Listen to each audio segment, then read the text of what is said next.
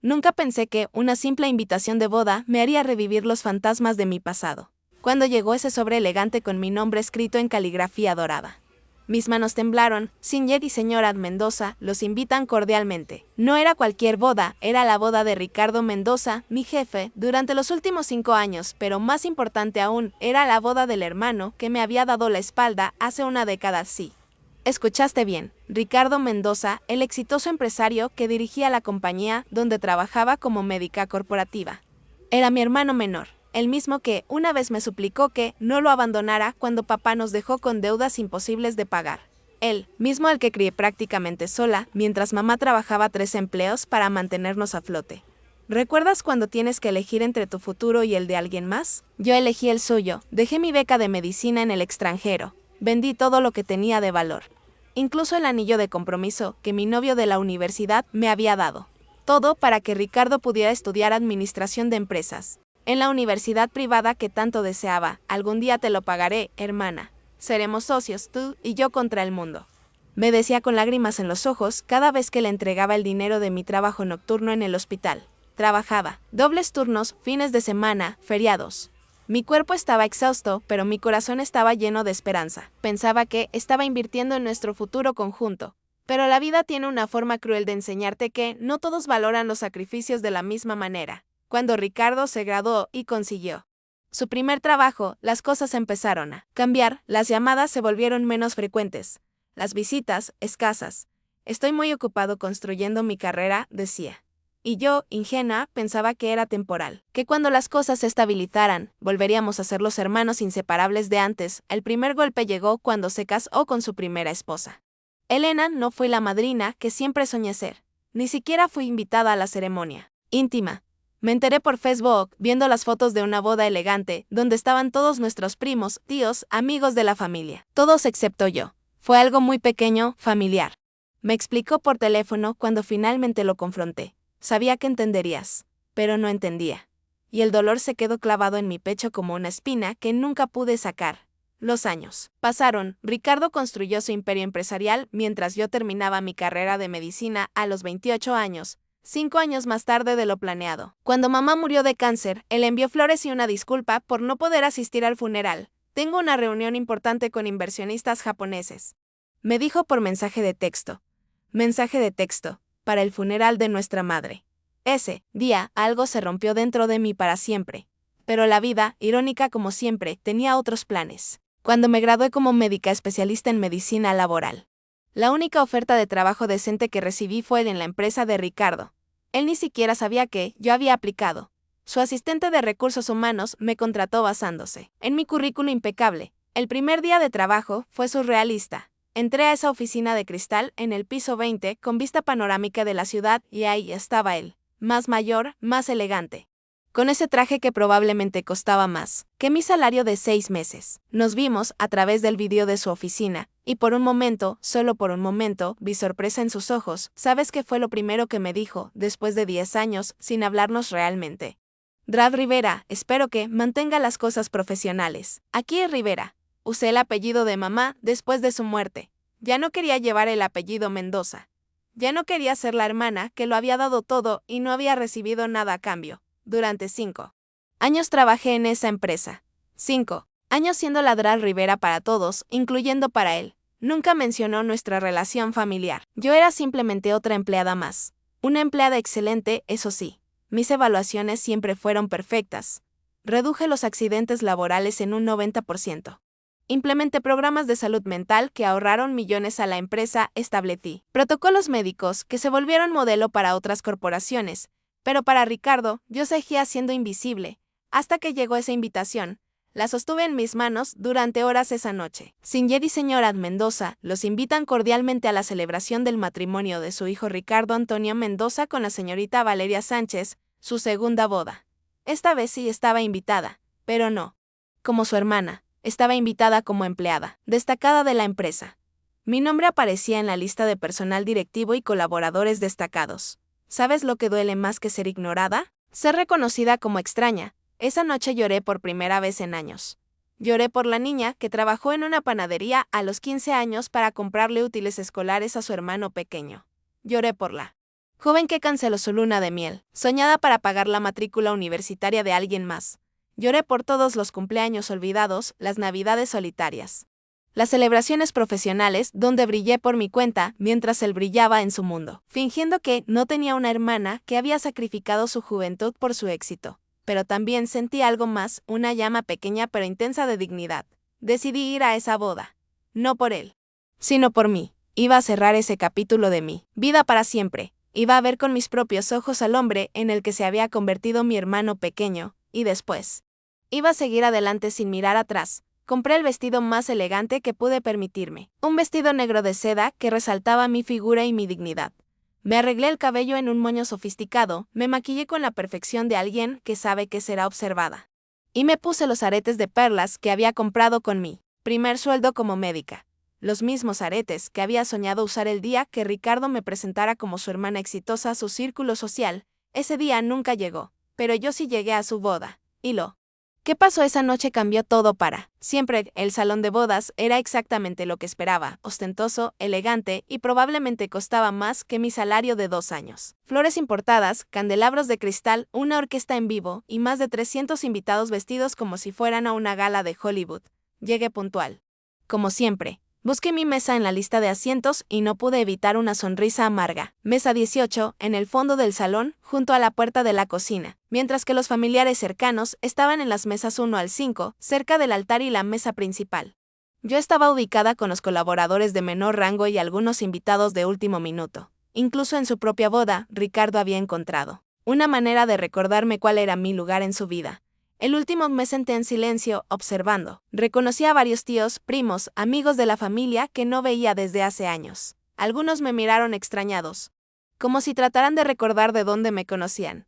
Otros simplemente me ignoraron. Después de todo, solo era la doctora de la empresa. ¿Sabes lo que se siente estar en una habitación llena de personas que una vez te quisieron, pero que ahora te ven como una extraña? Es como ser un fantasma en tu propia vida. La ceremonia comenzó. Ricardo estaba impecable con su smoking, sonriendo como si fuera el hombre más feliz del mundo. Valeria, su novia, era hermosa, joven, exitosa, de buena familia. Todo lo que él había buscado siempre, una pareja que complementara su imagen perfecta. Durante los votos, escuché palabras sobre familia, lealtad, amor incondicional. Palabras que una vez significaron algo entre nosotros. Cada promesa que le hacía a Valeria era un recordatorio de todas las promesas que me había hecho a mí y que había roto. Prometo estar contigo en las buenas y en las malas. Decía, recordé las malas épocas cuando éramos adolescentes, cuando yo trabajaba hasta altas horas para que él pudiera estudiar tranquilo. ¿Dónde estaba él cuando yo tuve mis propias malas épocas? Prometo nunca abandonarte, continuaba. La ironía era tan intensa que tuve que contener las lágrimas. Después de la ceremonia, llegó la recepción. Aquí es donde las cosas se volvieron realmente interesantes. Como médica, he desarrollado un ojo clínico para observar comportamientos. Y lo que observé esa noche me dejó helada. El padre de Ricardo, nuestro padre, estaba claramente incómodo. Lo vi buscando algo, o más bien a alguien. Con la mirada. Varias veces se acercó a Ricardo y le susurró algo al oído. Ricardo respondía, con gestos cortantes, negando con la cabeza. Nuestra tía Carmen, la hermana de mamá, también parecía confundida. La escuché preguntarle a otra familiar, ¿pero dónde está? Y la conversación fue cortada abruptamente. Fue entonces cuando me di cuenta, había personas en esa boda que esperaban verme, no como empleada, sino como familia. Personas que no sabían que Ricardo había decidido borrarme de su vida familiar. El momento más impactante llegó durante la cena. El padre de la novia tomó el micrófono para hacer un brindis. Habló sobre la importancia de la familia, sobre cómo Ricardo había demostrado ser un hombre de valores. Trabajador y leal, un hombre que seguramente aprendió estos valores de una familia excepcional, dijo, mirando hacia la mesa principal, donde estaban sentados papá y algunas tías. Pero papá no sonreía. De hecho, se veía cada vez más incómodo.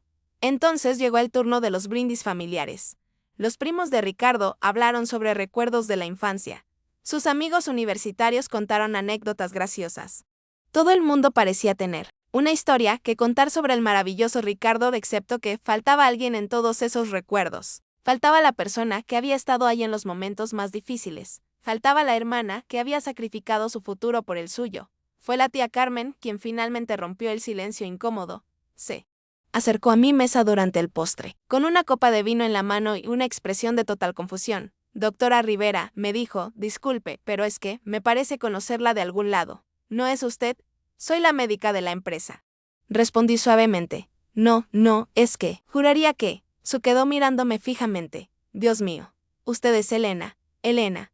Mi nombre real. El nombre que había dejado de usar profesionalmente después de la muerte de mamá. Usted es la hermana de Ricardo, continuó, pero ahora en voz baja. Como si hubiera descubierto un secreto terrible. Usted es la niña que crió a Ricardo, cuando su mamá trabajaba tanto. Usted es la que. Creo que me confunde con alguien más, dije, pero mis ojos ya estaban llenándose de lágrimas. La tía Carmen se sentó a mi lado, sin importarle el protocolo de las mesas asignadas. ¿Qué está pasando aquí?, me preguntó en voz baja. ¿Por qué está sentada aquí, en el fondo, como si fuera una extraña? ¿Por qué Ricardo no la ha presentado como su hermana?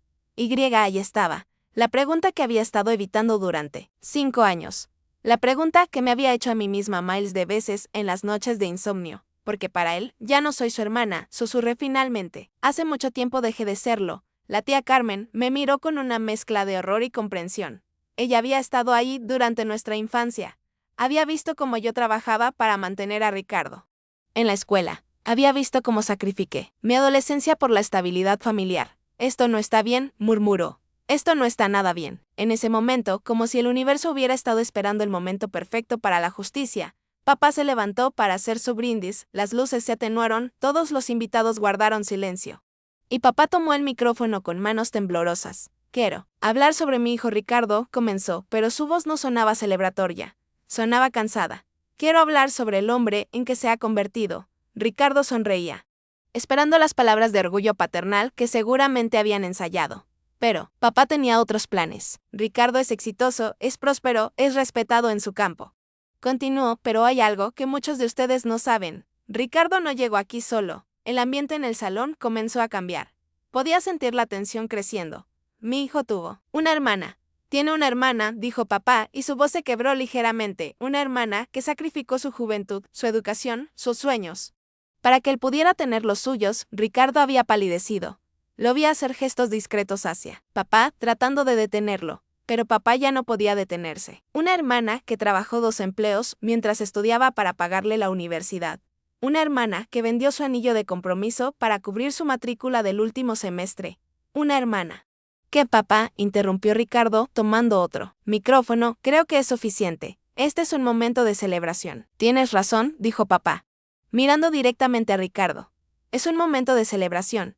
Y por eso pienso que todos deberíamos conocer a la persona que hizo posible que hoy estemos aquí celebrando tu éxito. El silencio en él. Salón era ensordecedor. Dra Rivera, dijo papá, y su voz resonó en cada rincón del lugar. Por favor, suba aquí. Mi corazón se detuvo. Todas las miradas se dirigieron hacia mí, hacia la mujer sentada en la mesa 18, al fondo del salón. Junto a la puerta de la cocina, la mujer que durante 5 años había sido invisible para su propio hermano, la mujer que estaba a punto de dejar de serlo para siempre. El silencio que siguió a las palabras de papá fue el más largo de mi vida. Podía sentir 300 pares de ojos clavados en mí, mientras mi corazón latía tan fuerte que estaba segura de que todos podían escucharlo. Dra Rivera, por favor, suba aquí, repitió papá, extendiendo su mano hacia donde yo estaba sentada. Ricardo estaba paralizado. Su rostro había pasado del rosa de la felicidad al blanco del pánico. Valeria lo miraba confundida, sin entender qué estaba pasando. Los invitados murmuraban entre ellos, tratando de procesar lo que acababan de escuchar. Me levanté lentamente. Mis piernas temblaban. Pero mi espalda estaba recta. Había esperado este momento durante 10 años, aunque nunca imaginé que llegaría. De esta manera caminé entre las mesas. Cada paso resonaba en el silencio del salón. Podía ver las caras de reconocimiento de algunos familiares que comenzaban a recordar quién era realmente. Podía ver la confusión de otros que no entendían por qué la doctora de la empresa era llamada al estrado en una celebración familiar cuando llegué al frente. Papá me abrazó. Un abrazo que había estado esperando desde el funeral de mamá. Un abrazo que decía perdóname por haber tardado tanto en hacer esto. Familia y amigos, continuó papá, sin soltarme. Quiero presentarles a Elena Mendoza Rivera, mi hija, la hermana mayor de Ricardo. El murmullo entre los invitados se intensificó. Escuchaba fragmentos de conversaciones. ¿Es su hermana? ¿La doctora es familia? ¿Por qué no sabíamos de Elena? Continuó papá, no solo es una médica excepcional, Es la razón por la cual Ricardo pudo estudiar una carrera universitaria. Mientras otros jóvenes de su edad salían a fiestas, Elena trabajaba dobles turnos en el hospital para pagar la educación de su hermano menor. Las lágrimas corrían por mis mejillas. Pero no eran lágrimas de tristeza. Eran lágrimas de una herida que finalmente comenzaba a sanar. Mientras otros chicos recibían regalos de graduación, Elena vendía sus pocas joyas para cubrir los gastos de Ricardo. Mientras otros celebraban sus logros. Elena silenciosamente celebraba los logros de su hermano como si fueran propios. Ricardo intentó interrumpir nuevamente, pero papá alzó la mano. Durante años, continuó papá, he guardado silencio sobre una injusticia que ha carcomido mi corazón. He visto cómo mi hija brillante ha sido ignorada, olvidada, tratada como si fuera una extraña en su propia familia. Y no puedo. No voy a permitir que esto continúe ni un día más. La tía Carmen se había puesto de pie y estaba aplaudiendo. Lentamente, otros familiares comenzaron a recordar y a hacer lo mismo. Pronto, la mitad del salón estaba de pie, aplaudiendo a la hermana que había sido invisible durante demasiado tiempo. Pero la otra mitad, los amigos y socios de Ricardo, me miraban con una mezcla de respeto e incomodidad. Acababan de descubrir que su respetado jefe había negado durante años la existencia de la hermana que había hecho posible su éxito. Papá, por favor, murmuró Ricardo, acercándose al micrófono. ¿Por favor qué, hijo? Respondió papá, mirándolo fijamente. Por favor, pare de decir la verdad. Por favor, siga fingiendo que Elena no existe. Fue entonces cuando pasó algo que nunca esperé. Valeria, la novia, se acercó a mí. ¿Usted es realmente su hermana? Me preguntó en voz baja la sentí. Él nunca me habló de usted. Volví a asentir. Valeria se quedó mirándome durante unos segundos que se sintieron como horas. Luego se dirigió a Ricardo. Ricardo, dijo, tomando otro micrófono, es cierto lo que dice tu padre. Valeria, amor, esto no es el momento ni el lugar para, comenzó Ricardo, ¿es cierto? Repitió Valeria, pero ahora con más fuerza. Ricardo me miró. Por primera vez en 10 años, realmente me miró. Vi algo en sus ojos que no había visto antes, vergüenza, sí. Susurró, es cierto. El salón completo estalló en murmullos. Valeria se llevó las manos a la boca, claramente impactada. ¿Cómo? ¿Pudiste ocultarme algo así?, le preguntó. ¿Cómo pudiste negar la existencia de la persona que sacrificó todo por ti? Valeria, por favor, podemos hablar de esto en privado, suplicó Ricardo. No, dijo Valeria firmemente. Creo que ya hemos tenido suficientes conversaciones privadas. Creo que ya he escuchado suficientes medias verdades.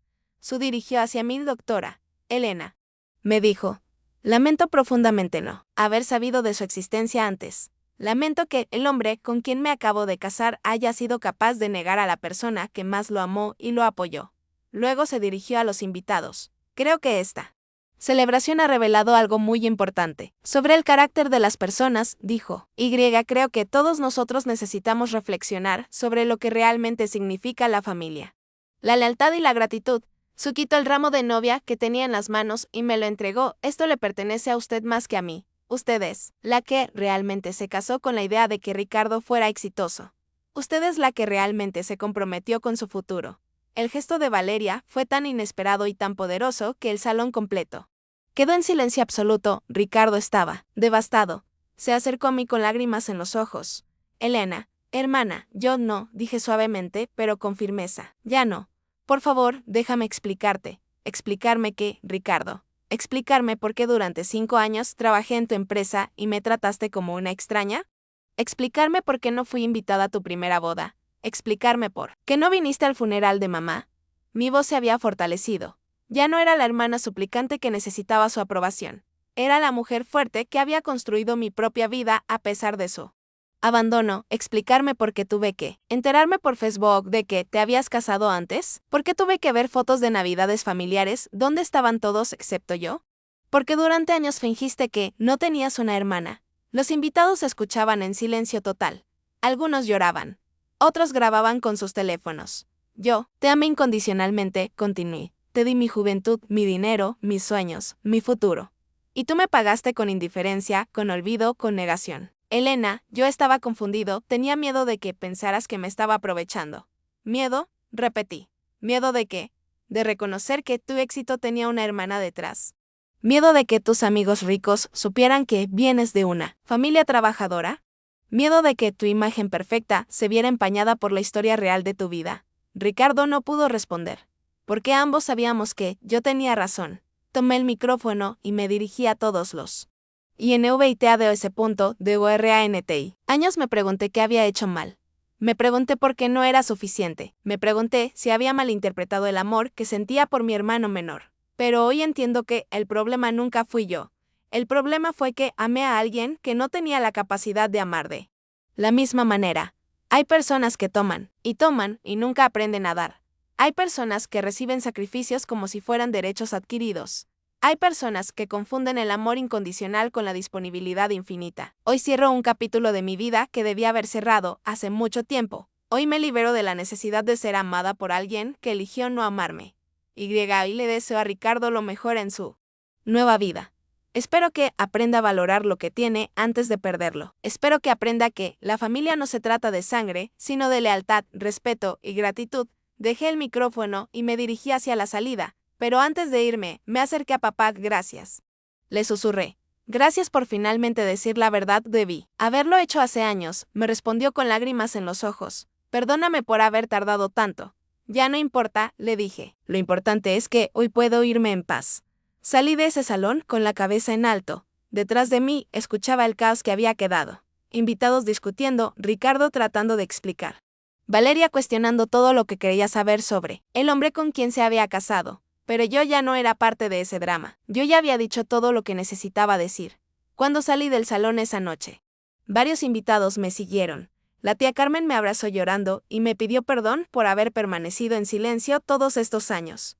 Otros familiares se acercaron con historias similares, confesando que siempre se habían preguntado por qué yo había desaparecido de la familia. Siempre pensamos que habías tenido una pelea con Ricardo. Me dijo mi prima Laura, nunca imaginamos que él simplemente había decidido borrarte. Lo más impactante fue cuando 3 socios comerciales de Ricardo se acercaron a mí en el estacionamiento. Doctora Rivera, me dijo uno de ellos, llevamos años trabajando con su hermano y jamás mencionó tenerla. Esto explica muchas cosas sobre su carácter. ¿Cómo así? Pregunté. Un hombre que puede negar a la persona que sacrificó todo por él, puede negar cualquier cosa. Esto nos hace replantearnos varios negocios que tenemos pendientes con él.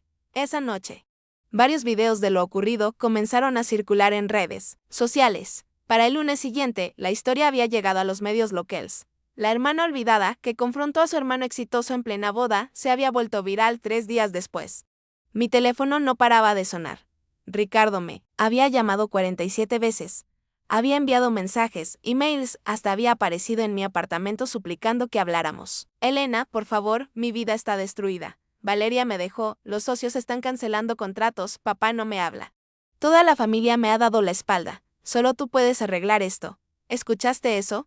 Solo tú puedes arreglar esto. Después de años de negarme, ahora resulta que yo era la única que podía salvar su reputación arruinada. Por favor, hermana, da una entrevista diciendo que exageré, que las cosas no fueron tan graves.